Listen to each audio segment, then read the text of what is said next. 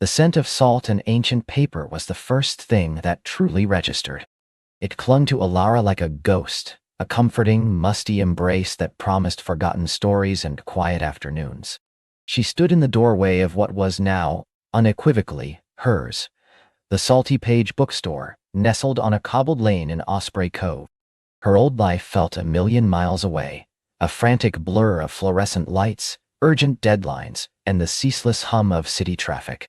Alara Vance, once a promising architect, now found herself staring at peeling paint, leaning shelves, and a dizzying array of books that seemed to groan under their own weight. Her great-aunt Mildred, a woman Alara had only met twice in her 32 years, had bequeathed her everything: the shop, the small apartment above it, and a life she hadn't known she needed. Osprey Cove was a place plucked from a picture book, all colorful fishing boats bobbing in a sheltered harbor, houses with cheerful trim clinging to the cliffside, and the constant rhythmic sigh of the Atlantic. It was early autumn, and the air was crisp, carrying the tang of brine and wood smoke. Leaves, burnished gold and russet, skittered across the cobblestones, swept by a playful breeze that smelled of impending rain. Alara stepped inside, her sensible boots thudding softly on the worn wooden floor. Dust motes danced in the slivers of sunlight that pierced the grimy windows. The bell above the door, a charmingly rusty brass object, gave a feeble, almost apologetic tinkle. "Hello?" she called out, her voice swallowed by the vast silence. It was ridiculous, of course. Mildred had passed 3 months ago. The shop had been closed ever since. Still, a part of her expected a wizened figure to emerge from behind a towering stack of novels, spectacles perched on her nose. The shop was a labyrinth. Aisles twisted and turned, revealing unexpected nooks and crannies. Every surface was piled high with books, some leather-bound and grand, others dog-eared paperbacks, their covers faded with time. A comfortable armchair, its velvet worn smooth in places, sat beside a cold fireplace. A teacup, stained with what looked like ancient tea rings, rested on a nearby side table. It felt less like a shop and more like someone's beloved, slightly chaotic home. Alara ran a hand over the spine of a weighty tome, the leather cool and smooth beneath her fingertips. She'd always loved books, the smell of them, the promise of escape. But her career had demanded all her focus, leaving little room for idle wandering through literary worlds.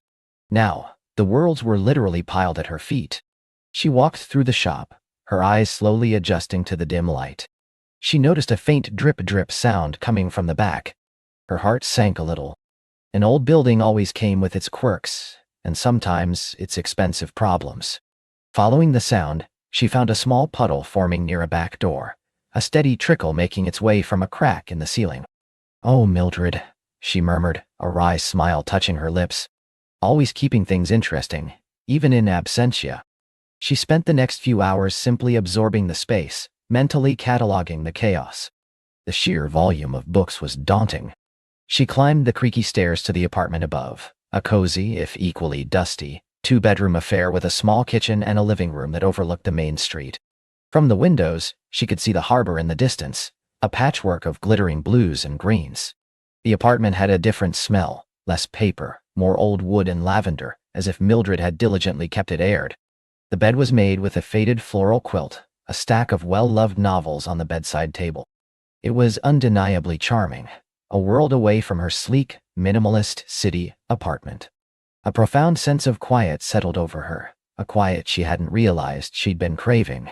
The next morning, Alara woke to the cry of gulls and the distant clang of a boat mast. She made coffee in Mildred's old percolator, the rich aroma filling the small kitchen. Today, she decided, was for practicalities. She needed to address that leak. Armed with a notepad and a determined frown, she descended to the shop. The puddle had grown. She looked up, trying to gauge the extent of the damage. It seemed to be coming from a section of the roof directly above the back storage room. She wasn't handy. Not in the slightest. Her expertise lay in designing elegant structures, not patching leaky ones. She needed a local. Someone who knew old buildings, who wasn't going to charge her an arm and a leg just for being a city newcomer. She remembered passing a small hardware store on her way into town. That seemed like a good place to start. The hardware store, Harbor Fixings, was exactly what she expected. A jumble of tools, fishing gear, and gardening supplies, all smelling faintly of oil and twine. An elderly man with a magnificent white beard, Mr. Henderson, looked up from behind the counter, his eyes twinkling. "Well now, aren't you a new face?" he boomed. "You must be Mildred's girl, Elara. Heard you were coming. Welcome to Osprey Cove." Elara felt a warmth spread through her. "Thank you, Mr. Henderson. Yes, I'm Elara, and I'm afraid I'm already in need of some help. I have a leak in the bookstore roof." Mr. Henderson stroked his beard thoughtfully. "Ah, Mildred's roof. Always had a mind of its own, that one. There's only one man for the job around here. Reese Kalin, best carpenter and fixer-upper this side of the county. Lives down by the docks. Got a workshop there. You can't miss it. Big blue shed with a boat half built outside." "Reese Kalin," Elara repeated, jotting it down. "Is he expensive?" Mr. Henderson chuckled. "Reese? Fair as the day is long, but he's a busy man. Sometimes you gotta catch him when he's not wrestling a stubborn piece of timber. Tell him Mr. Henderson sent you." Armed with directions and a glimmer of hope, Elara set off for the docks. The air was cooler down by the water, invigorated by the spray. Fishing boats bobbed, their nets drying in the sun. She found the big blue shed easily. It was larger than she expected, a sprawling workshop that smelled enticingly of sawdust and something warm and resinous. She hesitated at the open door, peering inside.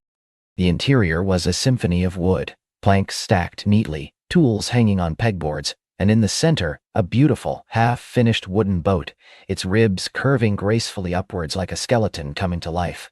The air was thick, with the scent of pine and oak.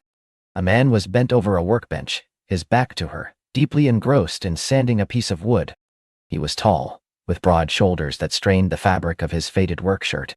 Dark hair, slightly unruly, fell across his forehead. The muscles in his forearms rippled with each smooth stroke of the sandpaper. "Excuse me?" Elara ventured, her voice a little softer than she intended. He straightened up slowly, turning. Elara's breath hitched. Reese Kalin was even more striking than she'd imagined. His eyes, a startling shade of sea green, met hers with an intelligent, assessing gaze. A faint line of sawdust dusted his dark lashes. He had a strong jawline, a quiet intensity about him, and a small, almost imperceptible scar above his left eyebrow. He wasn't conventionally handsome in a glossy magazine way, but there was a rugged, earthy appeal that resonated deeply. "Can I help you?" he asked, his voice a low rumble, surprisingly gentle. Yes. I'm Elara Vance. I just inherited the Salty Page bookstore. Mr. Henderson at Harbor Fixing said you were the best person to talk to about a roof leak." He nodded slowly, his gaze still on her. "Mildred's place. Knew she'd left it to someone. Didn't know it was you." His eyes flickered over her, taking in her slightly too nice city jacket and the determined set of her jaw. "When did you arrive?" "Yesterday," she replied, feeling a little flustered under his calm scrutiny. "The leak's in the back above the storage room. It's not a huge gush, but it's a steady drip." "Old Mildred," he said, a faint smile playing on his lips, softening his features. "Always patching that roof." She swore it added character.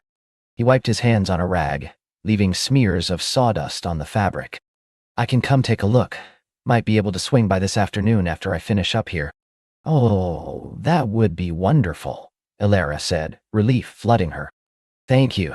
Just let me know what you think." "No problem," he said, turning back to his workbench. "Welcome to Osprey Cove, Elara Vance." His voice held a quiet warmth, and for a moment, Elara felt a strange sense of belonging, as if he had just quietly, subtly, invited her into the rhythm of this new life. She walked back to the bookstore, a little lighter than before. The image of Reese Kalin, with his sea-green eyes and strong, capable hands, lingered in her mind. True to his word, Reese arrived that afternoon, just as the sun was beginning to dip towards the horizon, painting the sky in fiery hues. He carried a battered toolbox and a long telescopic ladder. He moved with an easy grace, his long strides covering the cobblestones quickly. "Afternoon," he greeted, his voice calm. "Mind if I have a look?" "Please," Elara said, stepping aside. She watched as he efficiently set up the ladder outside the back of the building. He scaled it with practiced ease, moving like a cat despite his size. She could hear him moving around on the roof, the occasional scrape or thump. After about 20 minutes, he descended, his expression thoughtful. It's an old seam, rusted through in one spot. Nothing major. I can patch it properly for you. Should hold for a good few years. That's a relief, Alara admitted. How much will that be? Let me get the materials. I'll give you an estimate, he said, his gaze sweeping over the old building. It's a solid old place. Mildred kept it up pretty well, considering. Needs a bit of love, though. A lot of love, Alara corrected with a sigh, looking at the dusty, cluttered interior. I'm not sure where to even start. There are so many books. Reese followed her gaze, his eyes lingering on the towering shelves. Mildred collected them her whole life. Every one has a story, not just the one written inside. He paused, then added, she used to say the books chose the people, not the other way around. Alara smiled. She sounds like she was quite a character. She was, Reese agreed, a genuine warmth in his voice. She taught me how to whittle when I was a boy, always had a story for everything. He looked back at her. You staying here long? The question hung in the air, weighted with unspoken curiosity. Alara hadn't truly decided. She'd come here to clear out the shop, sell it, and return to her life. But the thought of going back to the city, to the concrete and the noise, now felt strangely unappealing. I haven't decided yet, she confessed. I need to get the shop in order first, see what it needs. Well, if you need a hand with anything beyond the roof, just ask, he offered, a quiet sincerity in his tone. Osprey Cove looks after its own. He left shortly after, promising to return with his tools and materials in a day or two. Alara stood in the quiet shop long after he was gone, the faint scent of sawdust lingering in the air. Osprey Cove looks after its own. The words resonated, a quiet comfort in the unfamiliar landscape of her new life. The next few days were a blur of dust, cobwebs, and revelations. Alara discovered an entire section dedicated to local history, another to ancient folklore, and a surprisingly robust collection of nautical charts. She began to find a rhythm, sorting books, wiping down shelves, her hands growing accustomed to the work. She found old photographs tucked between pages, pressed flowers, and even a cryptic note in Mildred's elegant script that simply read, "Look for the whispers under the surface." 1 May. One afternoon, while wrestling a particularly stubborn stack of encyclopedias, the brass bell above the door gave a cheerful jingle. Alara looked up, expecting a curious local, but it was Reese. He was carrying a small, rustic wooden box. "Afternoon," he said, his eyes crinkling at the corners. "Thought you might need these." He held out the box. Inside, nestled on a bed of wood shavings, were 3 beautifully carved wooden bookmarks. Each one was unique, one shaped like a leaping dolphin, another a stylized lighthouse, and the third a delicate, intricate feather. "Oh, these are beautiful," Alara breathed, picking up the feather. The wood was smooth, warm under her touch. "Did you make these?" "A few of them," he confirmed, shrugging slightly. "Just little things. Thought they might be good for the shop, for when you open properly. A welcome gift of sorts." "They're perfect," she said, genuinely touched. "Thank you, Reese. Really." He seemed pleased by her reaction. "No problem. I came to start on the roof. Got the sealant and some new flashing." As Reese worked on the roof, Alara continued her sorting, a new sense of purpose buoying her. She found herself humming as she worked, something she hadn't done in years. The quiet hum of Reese's presence above her, the rhythmic tapping and scraping, was a comforting backdrop. Later, as the light began to fade, Reese came down from the roof, wiping his hands on his trousers. "All done. Should be watertight now. I'll check it again after the next good rain just to be sure." "Thank you so much," Alara said, truly grateful. "You've been a lifesaver. What do I owe you?" "I'll send you an invoice," he said, his green eyes meeting hers. "But maybe, if you're not too busy, there's a small place down by the harbor, the Salty Siren. They do the best clam chowder. You could join me for dinner? My treat." Alara was momentarily flustered. A dinner invitation. It had been so long since anyone had asked her out, especially in such a straightforward, unpretentious way. And from Reese, the quiet carpenter with the captivating eyes. "Oh," she said, a faint blush rising to her cheeks. "That's very kind of you. I'd like that." A slow smile spread across his face, transforming his features. "Great. Say 7, I'll meet you there."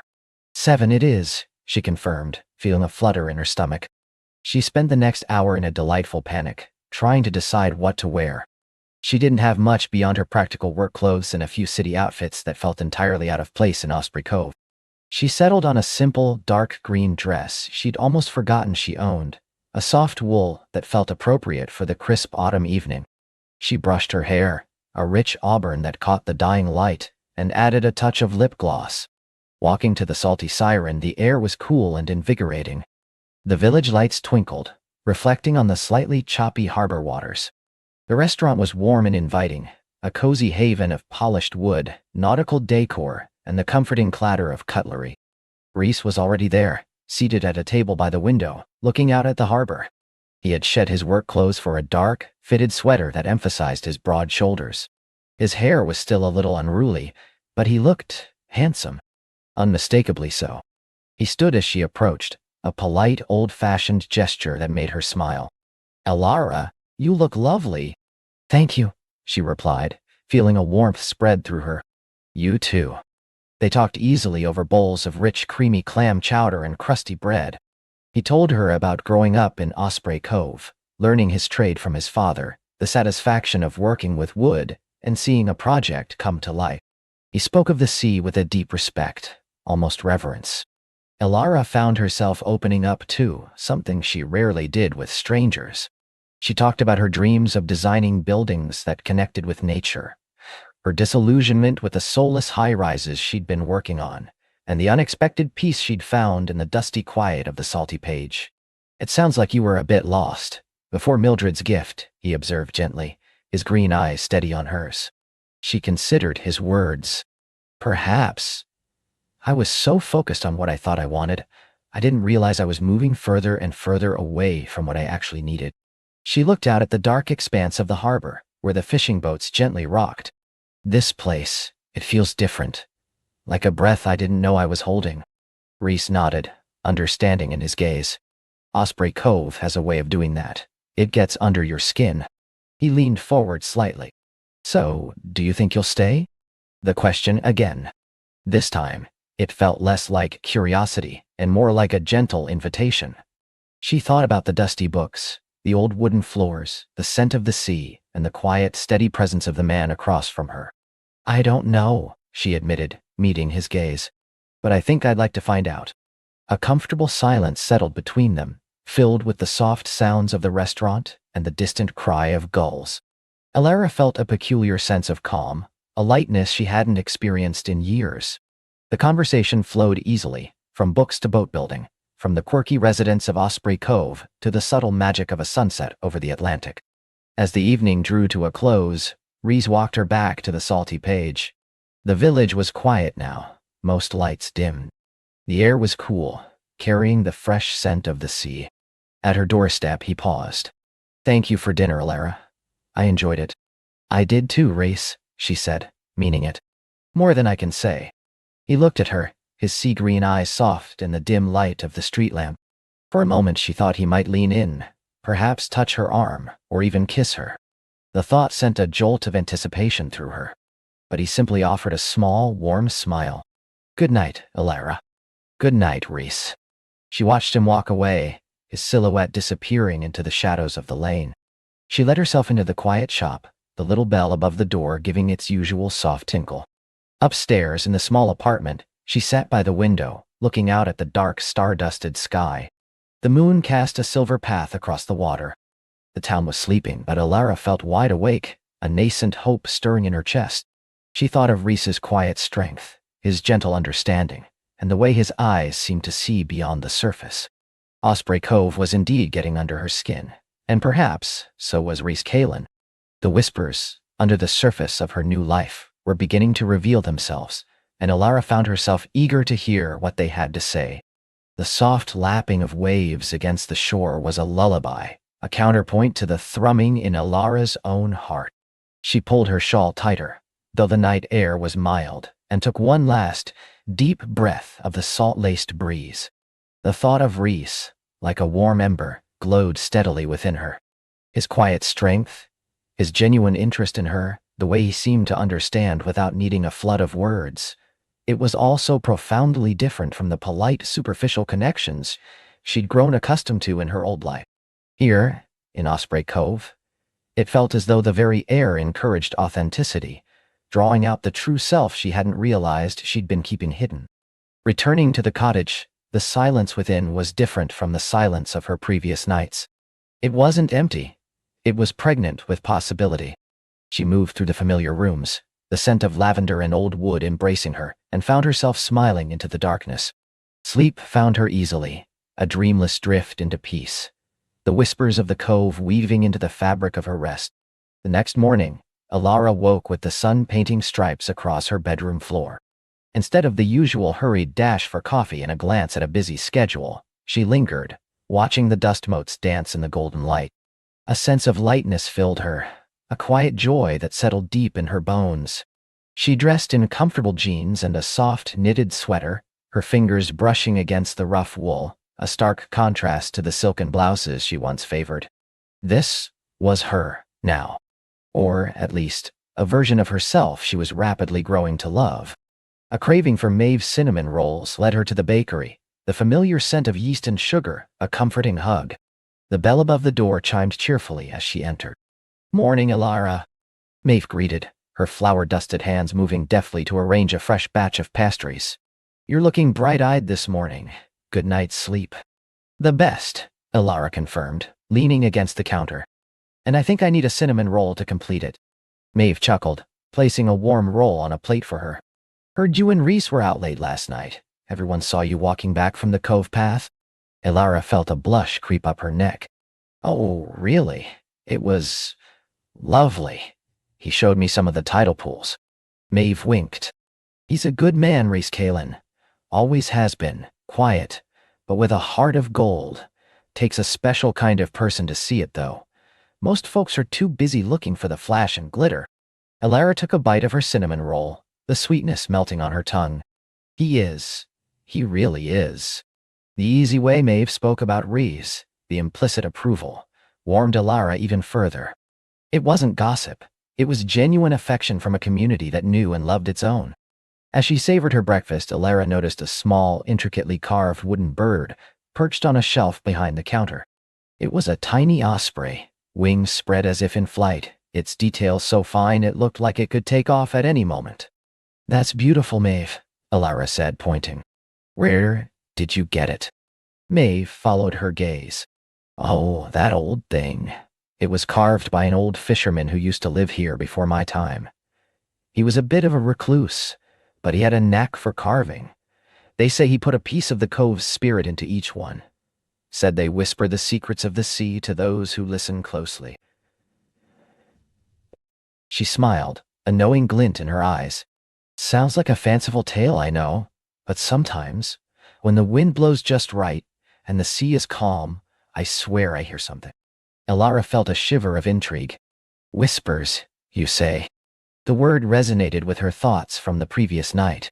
"Just old wives' tales, dear," Maeve dismissed good-naturedly, though her smile didn't quite reach her eyes, suggesting she might believe a little of it herself. "But it makes for a nice story. You should ask Reese about the old stories of the cove. He knows more than anyone."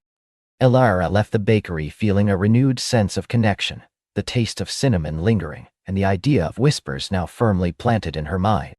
It wasn't just a metaphor. It seemed to be a part of Osprey Cove's very fabric, woven into its legends and its charm. Later that afternoon, a gentle knock at her cottage door startled Alara from her reading. It was Reese, a simple canvas bag slung over his shoulder, a hesitant smile on his face.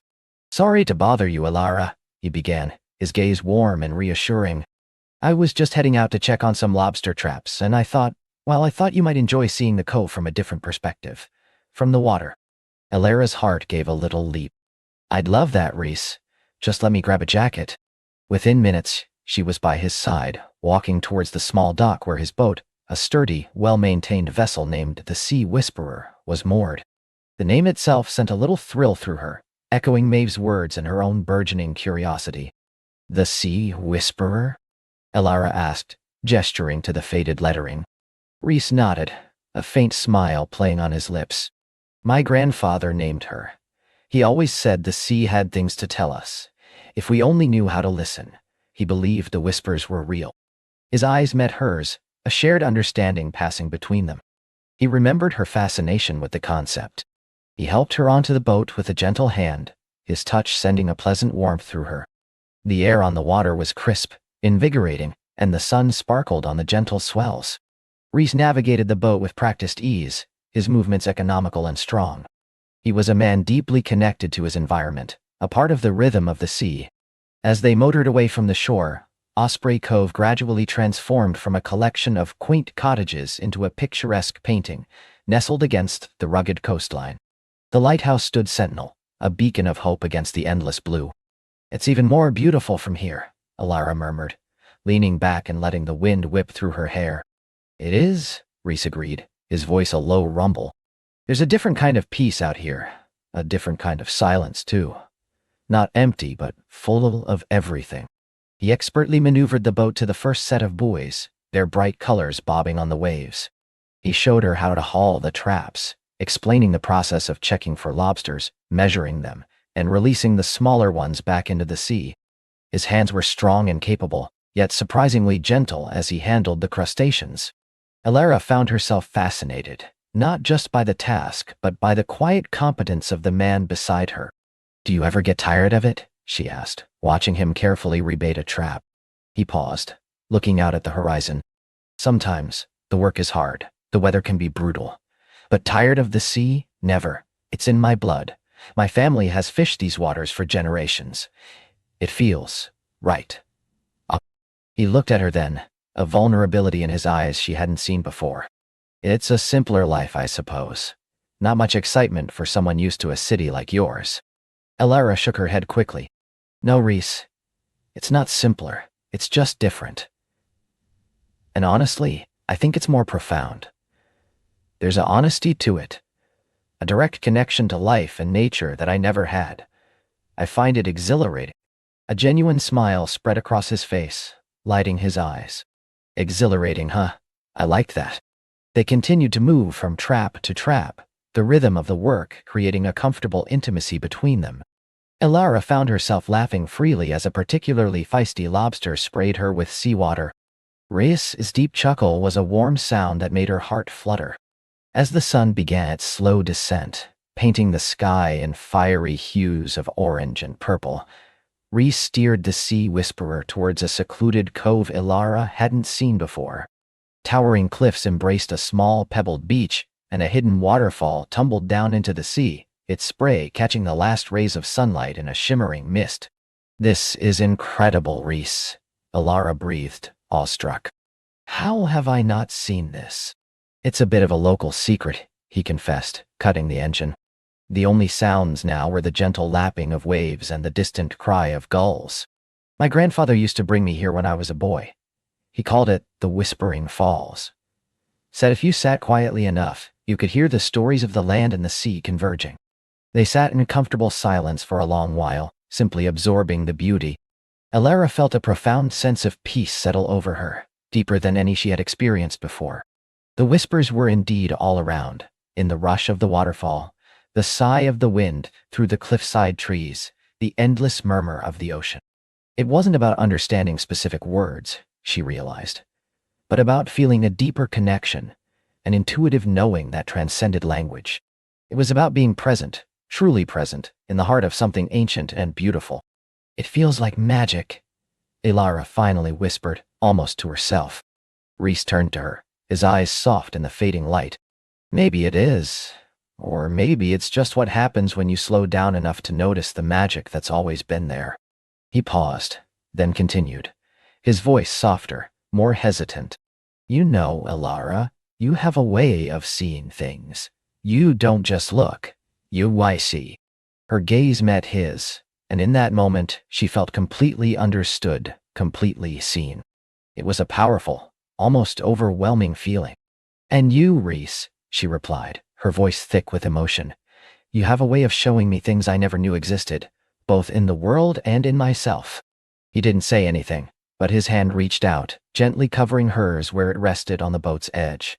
His touch was warm, comforting, and spoke volumes without a single word. They sat like that, hands intertwined, watching the last sliver of sun dip below the horizon, painting the sky in a final, glorious burst of color. The air was cool now, but the warmth between them was palpable. As they made their way back to the harbor in the deepening twilight, a new moon was a thin sliver in the sky. The lights of Osprey Cove twinkled like scattered jewels. Elara felt a profound gratitude for this place, for this man, and for the unexpected turn her life had taken. The whispers were no longer just a curiosity. They were becoming a guiding force, leading her deeper into the heart of Osprey Cove and, she realized with a thrill, deeper into her own heart. Back on the dock, Rhys secured his boat, his movements fluid and efficient. He walked Elara back to her cottage, the silence between them comfortable and full. At her door, she turned to him, a myriad of emotions swirling within her. "Thank you, Rhys," she said, her voice soft. "Today was unforgettable." He smiled, a genuine, heartwarming smile that reached his eyes. "My pleasure, Elara, truly. It was good to share it with someone who appreciates it as much as you do." He hesitated, then reached out, gently brushing a strand of hair from her face. His fingers lingered for a moment, sending a shiver down her spine. "I should let you get some rest." Elara found herself wishing he wouldn't leave, wishing the moment could stretch on indefinitely. But she simply nodded, a warm blush creeping onto her cheeks. "Good night, Rhys." "Good night, Elara," he replied, his gaze holding hers for a beat longer before he turned and walked away, his silhouette disappearing into the shadows of the street. Inside her cottage, Elara leaned against the closed door, her heart still thrumming. The scent of salt and sea lingered on her clothes, a tangible reminder of the day. She thought of the hidden cove, the waterfall, the way Rhys's hand had felt covering hers. The whispers of Osprey Cove were growing louder, clearer now. They spoke not just of ancient legends, but of a future she was only just beginning to imagine, a future intertwined with the quiet strength of Rhys Calen and the undeniable magic of this coastal town. The next few weeks unfolded like a slow, beautiful melody. Elara settled further into the rhythm of Osprey Cove, her days punctuated by visits to Maeve's bakery, long walks along the shore, and discovering new nooks and crannies of the town. She volunteered at the small local library, helping Mrs. Gable organize the antique book collection, her fingers tracing the faded spines of stories centuries old. Each book seemed to hold its own quiet whisper, a connection to the lives that had touched them before. Rhys became a steady, comforting presence in her life. Their encounters were frequent, sometimes planned, sometimes serendipitous. He'd stop by her cottage with a freshly caught fish, which they'd often cooked together, sharing stories and laughter over simple, delicious meals. He taught her how to identify different seabirds, how to read the tides, and shared tales of Osprey Cove's history, weaving in the legends of the Whispering Falls and the spirits of the old fishermen. One blustery afternoon, Elara found herself sketching the dramatic coastline from her cottage window, the waves crashing against the rocks with a magnificent roar. She'd always loved to draw, but in her previous life, it had been a forgotten hobby, relegated to the dusty corners of her memory. Here, in Osprey Cove, creativity flowed freely, uninhibited. The vibrant colors of the ocean, the rugged texture of the cliffs, the unique character of the townspeople, everything sparked her imagination. A sudden gust of wind rattled the window pane, and a small, delicate shell, previously unseen, tumbled from the windowsill onto her drawing pad. Yes. It was a spiral shell, perfectly formed, with iridescent hues that shifted in the light. Elara picked it up, marveling at its intricate design. It felt warm in her palm, almost pulsing with a gentle energy. Just then a knock at the door. It was Rhys, holding a steaming mug of tea. "Thought you might need warming up," he said, his eyes crinkling at the corners. He noticed the shell in her hand. "Ah, you found one of the sea's treasures." "It just appeared," Elara said, holding it out to him. "It's beautiful." Rhys took it gently, his thumb tracing its spirals. "These are special, some say. They're called whisper shells. Old Maeve the baker would tell you they hold the echoes of the sea's oldest songs. If you listen closely, you can hear them." He held it to his ear, a playful glint in his eye, then offered it back to her. "Try it." Elara hesitated, then took the shell and pressed it to her ear. She expected the familiar sound of the ocean, but what she heard was something more. It wasn't just the roar of the waves, it was a deeper, more resonant hum, a melody that seemed to resonate within her own being. It was like a soft, ancient chant, full of comfort and timeless wisdom.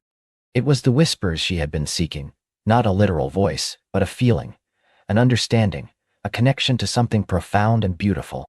She lowered the shell, her eyes wide. Reese, it's incredible. It's like the cove is singing. He smiled, a quiet, knowing smile. It is. It always has been. You just have to be ready to hear it.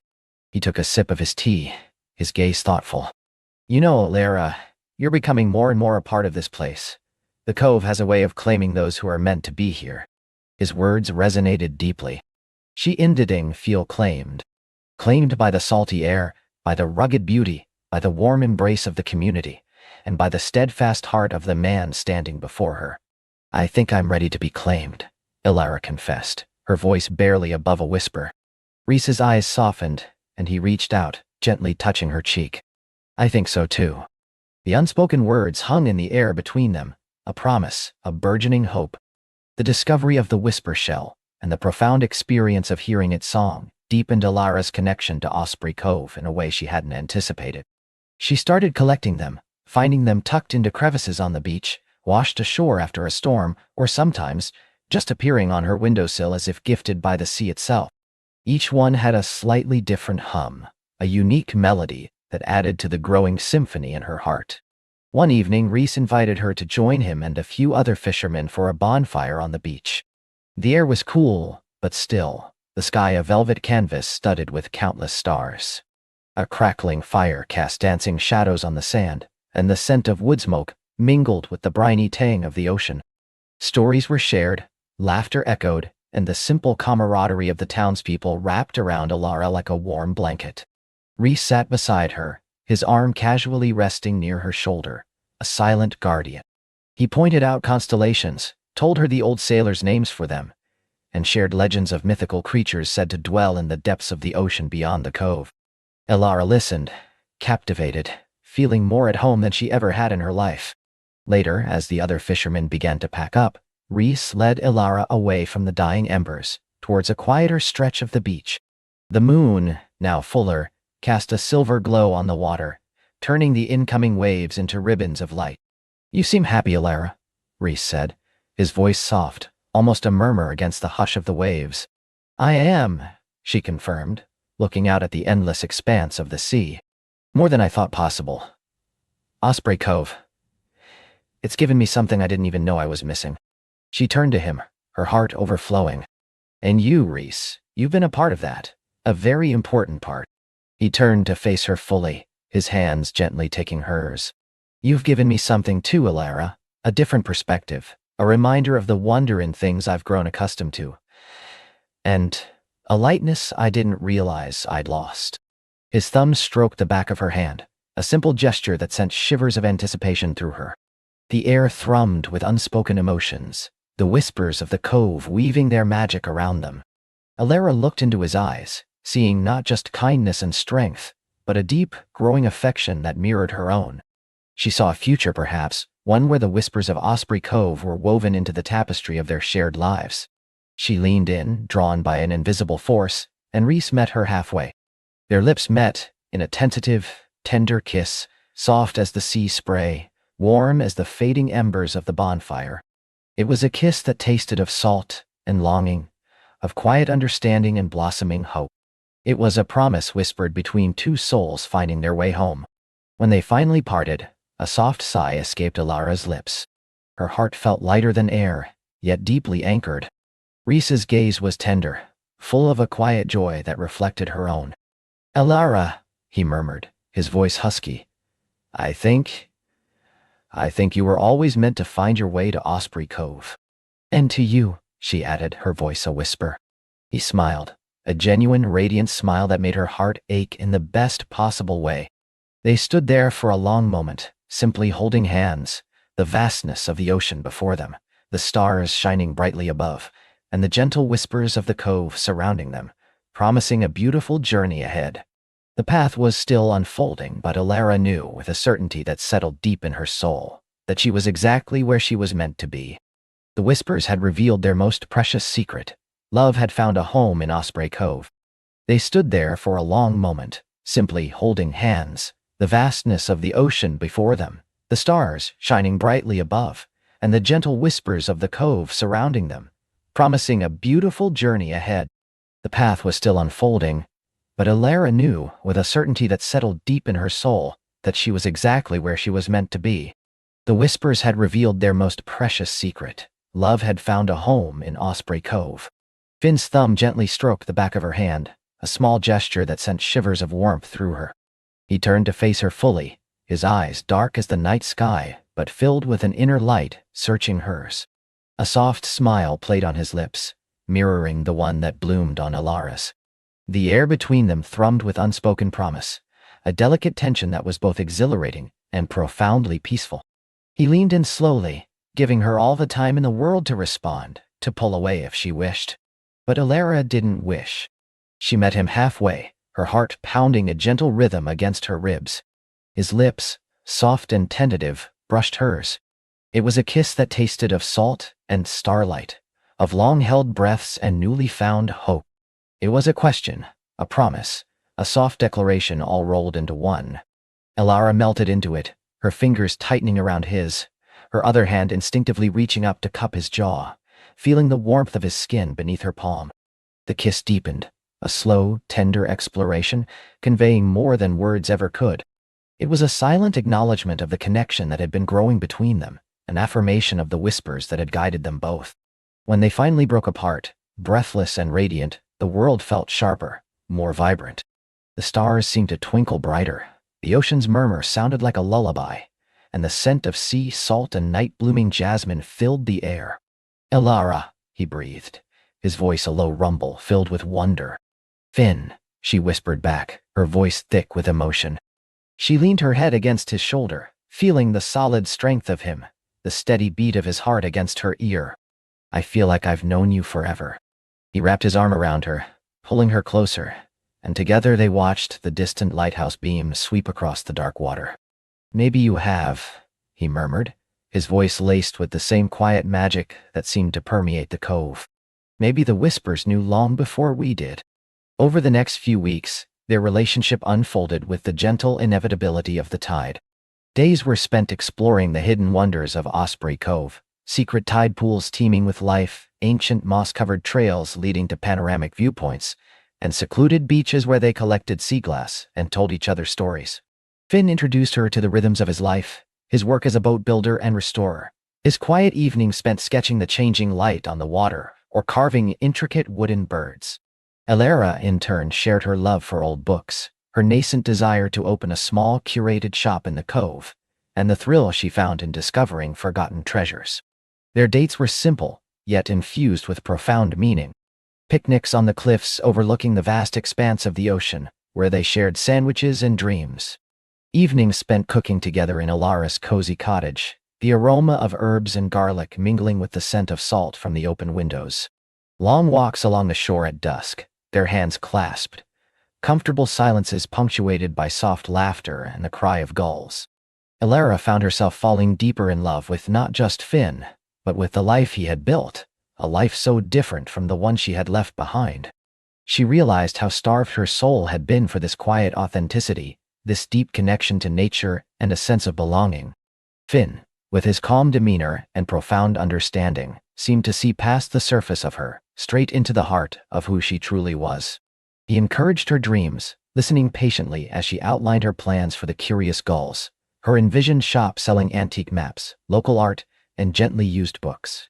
He even offered to build some custom shelving and a sturdy counter for her, his eyes lighting up with enthusiasm. One blustery afternoon, as they huddled together in Finn's workshop, the scent of sawdust and old wood filling the air, Alara found herself sharing more than she ever intended. She watched him, absorbed in sanding a piece of driftwood into a smooth, elegant curve, and the words just tumbled out. "Before I came here," she began, her voice a little hesitant, "I was different. I worked in corporate marketing in the city. Long hours, high stakes, constant pressure. I was good at it, I suppose, but I felt like I was losing myself a little more each day." Finn paused his work, his gaze soft as he looked at her. "What made you leave?" Alara took a deep breath, the memory still sharp. "A lot of things, really. a feeling of emptiness despite all the success, and a broken engagement. She looked down at her hands, twisting them in her lap. He was a good man in theory, ambitious, driven, everything I thought I wanted, but he didn't understand why I would want to sit and watch the sunset instead of networking at a charity gala. He didn't understand why the sound of the ocean made me feel more alive than any promotion ever could. He thought my desire for something simpler was a phase. She chuckled, a wry, humorless sound. It wasn't. Finn set down his sandpaper and came to sit beside her on a worn wooden bench. He didn't offer platitudes or try to fix it. He simply took her hand, his thumb tracing patterns on her skin. "It sounds like you were trying to fit into a life that wasn't meant for you," he said quietly, his voice full of understanding. "And that's a hard thing to do." "It was," Alara admitted, her eyes misting. "I felt lost, like a cog in a machine, constantly running but going nowhere. I saw an article about Osprey Cove, about its quiet charm, its artistic community, the legends of the Whispers, and something just called to me. It felt like a lifeline." She squeezed his hand. "It was." He held her gaze, a deep empathy shining in his eyes. "I understand, Alara, more than you know." He paused, then continued, his voice taking on a slightly distant quality. "I had a similar experience years ago. I was with someone who wanted me to be more worldly, more conventional. She saw my boat building as a hobby, not a craft. She thought Osprey Cove was a nice place to visit but not to live. She wanted bright lights and grand plans, and I just wanted to build boats and watch the Osprey soar." He shrugged, a faint sadness flickering across his face. "We wanted different things. It hurt for a while. Made me pull back, I suppose. Made me wary of grand plans." A wave of tenderness washed over Alara. She knew that quiet hurt, the feeling of being misunderstood. "But you stayed," she murmured. "You stayed true to yourself." He nodded, a small, resolute smile gracing his lips. "This cove, these whispers, they are part of me. I couldn't leave them. And I learned that the right person wouldn't ask me to." He looked at her, his smile broadening, a warmth spreading through her chest. "The right person would build a life here, with me." That evening, as they shared a simple meal of freshly caught fish and roasted vegetables, the conversation flowed easily, delving into their pasts, their fears, and their hopes. Alara felt a profound sense of lightness, as if shedding a heavy cloak she hadn't realized she was wearing.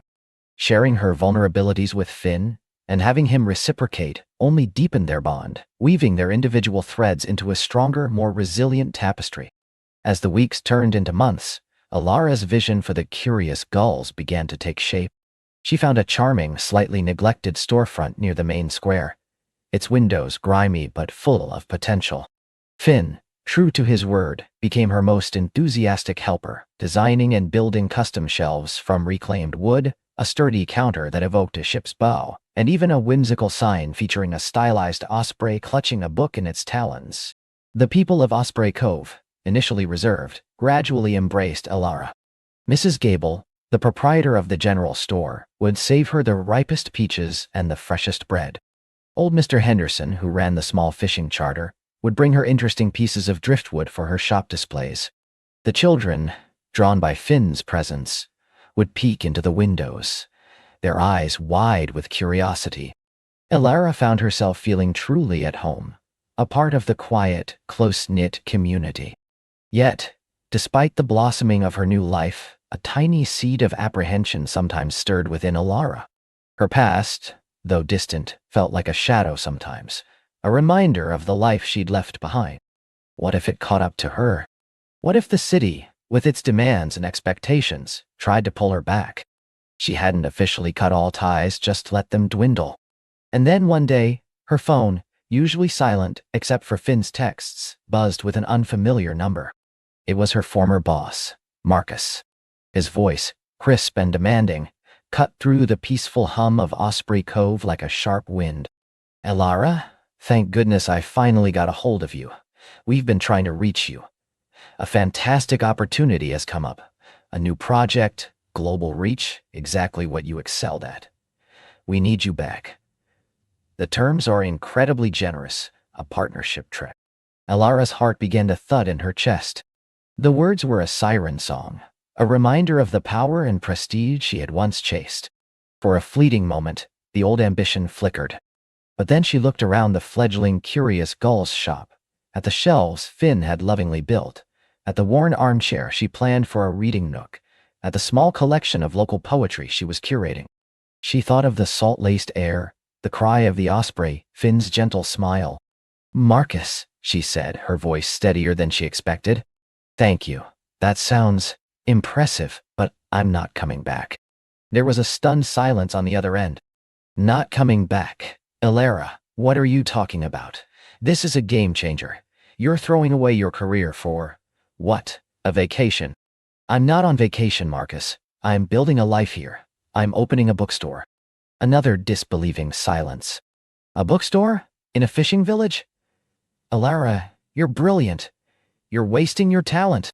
"I'm not wasting anything," she replied, a sudden surge of strength rising within her. "I'm finally living. This is where I belong." She ended the call, her hand trembling slightly. A wave of relief washed over her, followed by a profound sense of peace. She had chosen. She had unequivocally chosen Osprey Cove, chosen herself, chosen Finn. That evening, as the sun dipped below the horizon, painting the sky in hues of fiery orange and soft lavender, Alara recounted the call to Finn. They were sitting on her porch swing, watching the last light fade. Finn listened intently, his hand resting reassuringly on her knee. When she finished, he didn't say "I told you so" or express relief that she had chosen him. He simply said, "That must have been hard, to say no to something you once valued so highly." "It was," she admitted, leaning her head on his shoulder. "For a split second I felt that old pull, that old fear of missing out, but it passed so quickly. All I felt was a deep certainty. This is my home, Finn. You are my home." He tightened his arm around her, pulling her close. "And you, Alara, are mine." The grand opening of the Curious Gulls was a quiet, joyful affair. The entire community turned out, a testament to Alara's growing place among them. Mrs. Gable brought a plate of her famous lemon bars. Mr. Henderson gifted her a rare, beautifully preserved ship in a bottle. Children crowded around the poetry section, drawn by the vibrant covers. Finn stood proudly by her side, his presence a steady anchor, his smile radiating warmth. Alara felt an overwhelming sense of gratitude and belonging. This wasn't the glittering success of her past, but it was a success far more profound, built on authenticity, community, and love. Life in Osprey Cove settled into a harmonious rhythm.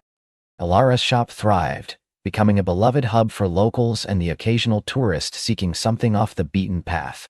She expanded her offerings, creating a small gallery space for local artists and writers, and even started a small publishing arm for unique, Osprey Cove-inspired stories.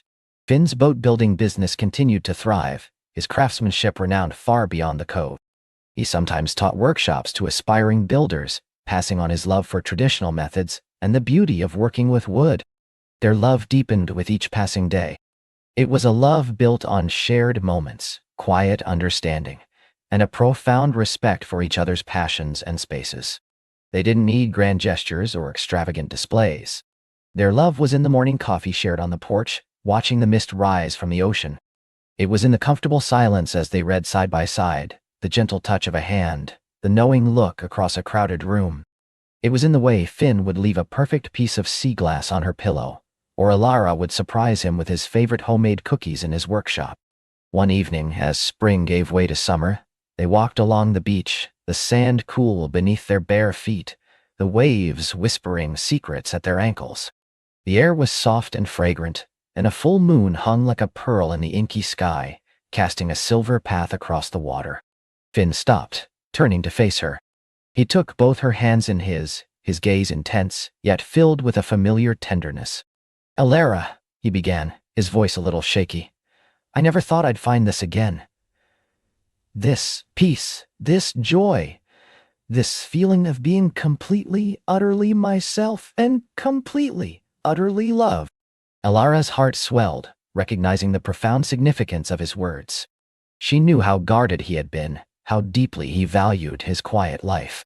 "You've shown me what true home means," he continued, his thumb stroking her knuckles. "It's not just a place, though. Osprey Cove will always be that for me. It's a person. It's you." He reached into his pocket and pulled out a small, intricately carved wooden box, smooth and warm beneath her fingers. Her breath hitched. Inside, nestled on a bed of velvet, was a ring. It wasn't a diamond or a flashy gemstone.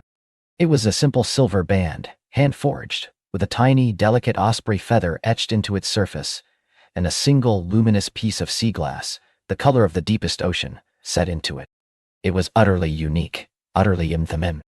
"Elara," he said, his eyes shining with unshed tears, "will you marry me? Will you build a life with me, right here, in Osprey Cove, forever?" Tears welled in Elara's eyes, blurring the moonlight and the stars. This was it. This was the culmination of every whisper, every yearning, every brave step she had taken. This was the truest, most beautiful answer to the question her heart had been asking all along.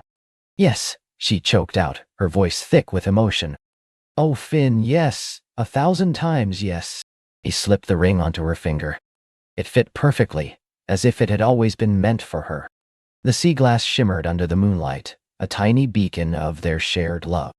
He pulled her into his arms, holding her tightly, and she buried her face in his shoulder, feeling the deep, resonant thrum of his joy mirroring her own. They stood there for a long time, embracing, the sound of the ocean a gentle serenade, the stars witnesses to their silent vows. This wasn't just a proposal. It was a reaffirmation of their journey, a promise to continue listening to the whispers, to build a life filled with purpose, connection, and unwavering love. Their wedding was a reflection of their love, intimate, personal, and deeply connected to Osprey Cove. They chose a secluded spot on the cliffs overlooking the sea, adorned with wildflowers gathered from the nearby meadows. Elara wore a simple, elegant ivory dress, her hair adorned with a few delicate shells and blossoms. Finn, in a linen suit, looked impossibly handsome, his eyes never leaving hers. Mrs. Gable baked a cake, a delicious confection adorned with edible sea glass and sugar seafoam. Mr. Henderson played a hauntingly beautiful tune on his old accordion. The entire community of Osprey Cove gathered, their faces filled with warmth and genuine happiness for the couple who had found each other amidst the salty air and ancient whispers. The resident osprey pair soared overhead, circling once, as if giving their blessing, before disappearing into the vast blue. Their vows were simple, heartfelt promises of partnership, understanding, and unwavering presence. They spoke of the whispers that had brought them together, of the strength they found in each other, and of their commitment to nurture their shared dreams. As they exchanged rings, Finn's a plain silver band, Elara's the sea glass ring he had carved, a gentle breeze swept through, carrying the scent of salt and wild roses, a soft affirmation from the cove itself. After the ceremony, there was a joyous reception at the town hall, transformed into a twinkling wonderland with fairy lights and local art. There was dancing, laughter, and an abundance of delicious homemade food. Elara danced with Finn, her heart overflowing, feeling more radiant and cherished than she had ever thought possible. She looked around at the faces of their friends, at the life they had built together, and knew with absolute certainty that this was her forever. The years that followed were filled with the quiet joys of a life well lived. The Curious Gulls flourished, becoming a destination in itself, a testament to Elara's vision and dedication.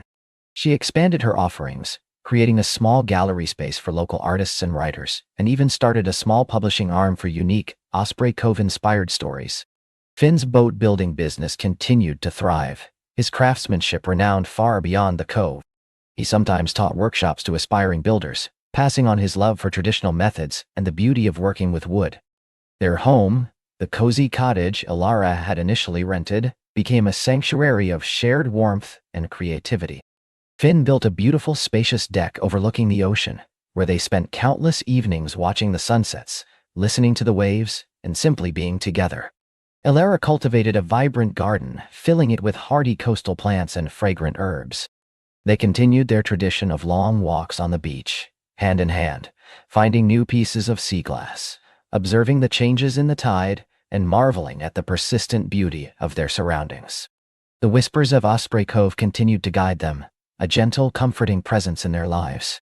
They learned to interpret the rustling leaves, the sigh of the wind, the cry of the gulls as messages of peace, encouragement, and enduring love. On one particularly serene evening, many years after they had first met, Elara and Finn sat on their deck, wrapped in a soft blanket, watching the moon rise over the tranquil ocean. Their hands were intertwined, comfortable in their long-practiced closeness. Elara's hair now had streaks of silver woven through the dark, and Finn's face bore the gentle lines of a life lived fully and authentically. "Do you remember that first night, Finn?" Elara murmured, resting her head on his shoulder. "When we stood on the beach, and the whispers told me I was exactly where I was meant to be." He chuckled softly, pressing a kiss to her hair. "How could I forget?" It felt like the entire cove was holding its breath, waiting for us to catch up to what it already knew. "I was so lost back then," she reflected, a faint smile on her lips. "Searching for something I didn't even know what. And then I found you and this place, and everything just clicked into place. And I thought I was content in my quiet life," Finn added, "until you arrived and showed me that my quiet life could be so much richer, so much fuller when shared with the right person." He turned his head to look at her. His eyes, though a little softer with age, still held the same deep loving light. "You brought color to my world, Elara. You brought new whispers." She nestled closer, feeling the familiar comfort of his presence. "And you, my love, taught me to listen. Truly listen. To the sea, to my heart, to the quiet magic of simply being." The moon climbed higher, casting its silvery glow across the water, illuminating the gentle sway of the waves. The air was cool and crisp, carrying the familiar scent of salt and the distant cry of an owl. Osprey Cove slept, cradling its secrets, its stories, and its enduring love. Elara closed her eyes, a profound sense of peace settling over her. She felt the steady beat of Finn's heart beside her, the warmth of his hand in hers, the gentle rhythm of the ocean just beyond their deck. The path had unfolded, beautifully and completely. Love had not only found a home in Osprey Cove, it had built an entire world, rich with shared dreams, quiet moments, and an unbreakable bond, whispered into existence by the sea itself, and nurtured by two hearts that had found their perfect rhythm together. And as she drifted closer to sleep, nestled safe in Finn's arms, Elara knew, with every fiber of her being, that this was the most wonderful story she could ever have wished for.